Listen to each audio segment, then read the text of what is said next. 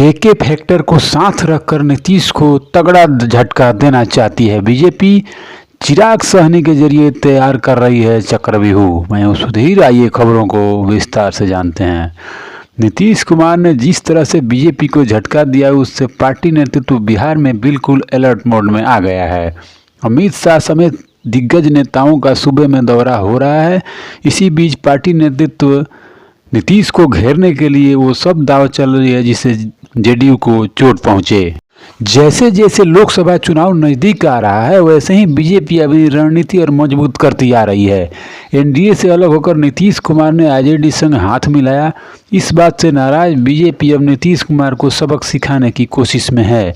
आगामी लोकसभा चुनाव में वो अकेले ही जेडीयू को सबक सिखाना चाहती है। यही वजह है कि बीजेपी की नज़र केके फैक्टर यानी कुशवाहा कोयरी वोटरों पर है।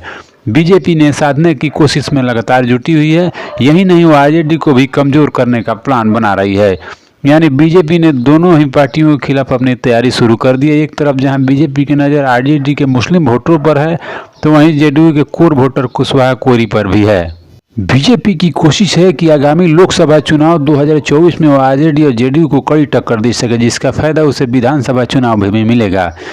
इसी स्ट्रेटजी पर आगे बढ़ते हुए बीजेपी जहां एक तरफ 7 से 8% कुशवाहा और 4% कोयरी वोटरों को साधने की कोशिश में, वहीं बीजेपी चिराग पासवान के जरिए दलित और पिछड़े वोट बैंक को भी अपने खेमे में करने के फिराक में है। बीजेपी को यह लगता है कि अगर उन्होंने इन वोटरों को साथ लिया तो आगामी लोकसभा चुनाव में उनकी जीत पक्की है। कुशवाहा और कोयरी वोटरों को साधने की कोशिश में केंद्रीय मंत्री अमित शाह 2 अप्रैल को नवादा आएंगे। जब से नीतीश कुमार बीजेपी से अलग हुए, तब से बीजेपी के चाणक्य अमित शाह की नज़र बिहार पर कुछ ज़्यादा ही है।